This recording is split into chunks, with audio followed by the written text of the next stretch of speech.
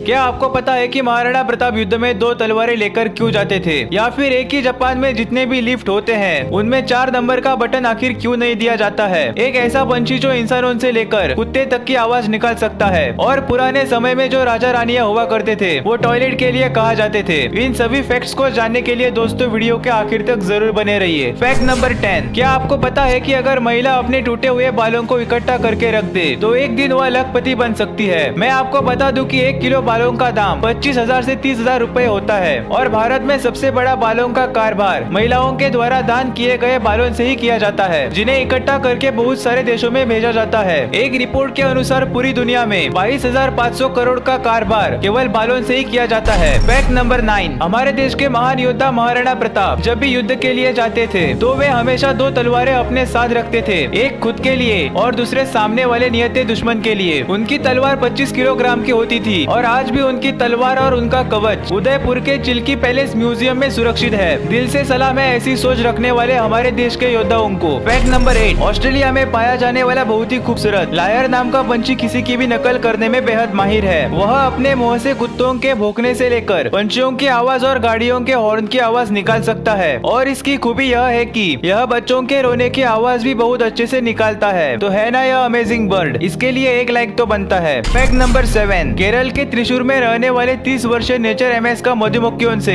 इतना लगाव है कि वह मधुमक्खियों को अपने सर पर इस तरह बैठा लेते हैं जैसे मधुमक्खियां इनकी सबसे अच्छी दोस्त हो। नेचर एमएस ने 2019 में 60,000 मधुमक्खियों को अपने सर पर बैठाकर Guinness book of world record में अपना नाम दर्ज किया था। वह बताते हैं कि मधुमक्खियों के साथ ऐसा बॉन्ड बनाने में उन्हें 14 साल लगे हैं। फैक्ट नंबर 6, दोस्तों आपने बचपन में कमर में टायर डालकर इस तरह खूब खेला होगा जिसे होला हॉपिंग कहते हैं। लेकिन क्या आपको पता है कि एक ऐसी भी मोहतरमा है जो 5 रिंगों को एक साथ घुमा लेती है, 4 अपने हाथों में और एक अपने खास हिस्से पर रखकर 7 घुमा लेती है। लंदन की एड्रिया बोसेली ने 4 मिनट 6 सेकंड तक यह कारनामा करके Guinness book of world record में अपना नाम दर्ज किया है। इनके इस कारनामे के लिए इनके लिए 1 लाइक तो बनता है। फैक्ट नंबर 5, शुभ अशुभ हमारे देश इंडिया में ही नहीं बल्कि सबसे विकसित देश जापान में भी देखने को मिलता है। आपको बता दें कि जापान के लिफ्ट में 4थी मंजिल का नंबर नहीं होता है, वहाँ पर तीसरी मंजिल के बाद 5वीं मंजिल आती है क्योंकि वहाँ पर 4 नंबर को अशुभ माना जाता है। फैक्ट नंबर 4, क्या आपको पता है कि प्राउंस फिश जिसे झींगा मछली भी कहा जाता है, जिनके खून का कोई रंग नहीं होता है, लेकिन जब उसे पानी से बाहर निकाल कर काटा जाता है तो उनके शरीर का रंग ऑक्सीजन के साथ कुछ रासायनिक क्रिया करके नीले रंग का हो जाता है। फैक्ट नंबर 3, कभी कभी ऐसे चमत्कार भी हो जाते हैं जिन पर भरोसा करना नामुमकिन होता है। एडविन रॉबिन्सन नाम का एक व्यक्ति था जो जन्म से ही अंधे और बहरे थे।